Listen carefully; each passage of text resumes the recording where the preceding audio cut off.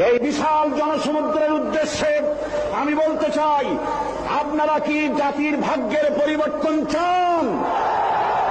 যদি তাই হয়, 4টি দলের 3টি দল দেখা হয়েছে, একটি দল দেখা হয় নাই। সেই দলটির নাম কি? এবারের এই মহান সুযোগে সেই জামাত ইসলামীকে এই সংসদের ভেতরে কথা বলার সুযোগ করে দিতে হবে। আল্লাহ রাব্বুল আলামিন তার কোরআনে কারীমের মধ্যে ইরশাদ করেছেন, ইন্নাল্লাহা লা ইউগাইয়িরু মা বিকওমিন হাত্তা ইউগাইয়িরু মা বিআনফুসিহিম। নিশ্চয়ই আল্লাহ পাক কোন জাতির ভাগ্য পরিবর্তন করেন না যতক্ষণ পর্যন্ত সেই জাতি তার ভাগ্য নিজেরাই পরিবর্তন করতে সচেষ্ট না হয়। ভাগ্য পরিবর্তনের জন্য প্রয়োজন দেশের প্রচলিত আইনের পরিবর্তন, আর সে আইন হতে হবে আল্লাহ রাব্বুল আলামিনের আইন।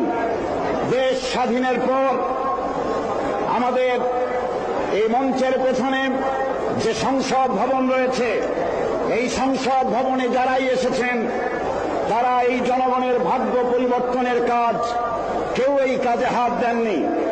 অবশ্য আমাদের দেশে আর কোন জিনিসের উৎপাদন কম আর বেশি হোক না হোক, রাজনৈতিক দলের উৎপাদন খুবই বেশি।